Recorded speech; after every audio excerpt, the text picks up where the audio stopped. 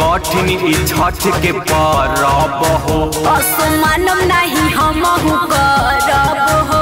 हवे कठिन छठ के परब हो असमानम नहीं हमहु करब हो।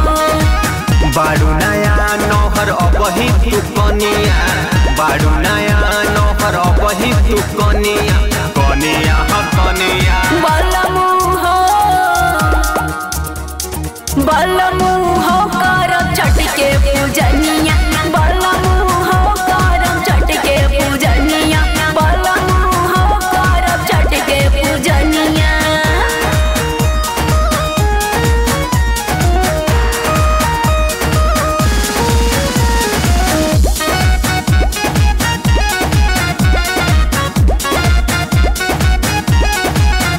भूखे रहे के पड़ेला 3 दिन हो और पिए के नइखे पानी। हम कहतानी जवन मानो जिद कर जनी इतना ए रानी।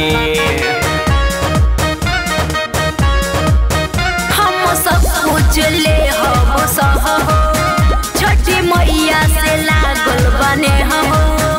हम सोच ले बानी ये पिया जनी हमरा पे कर सने हो। गोरु बदन तोहर हो जाई करिया, गोरु बदन तोहर हो जाई करिया, करिया करिया बलमु हो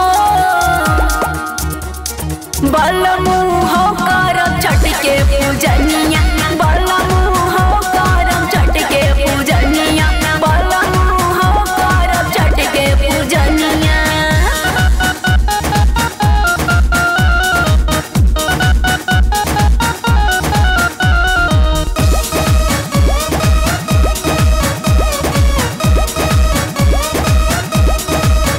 छठी मैया के लाग गुड़ हो असो असही दुनु हाथ जोर हो। एक तो बारू तो दू बर पातर और हो जइबू धनी कम चोर हो।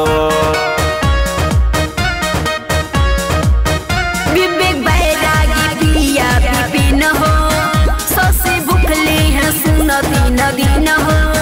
छठी माई के देह रगिया जाके फलवालिया दी किन हो।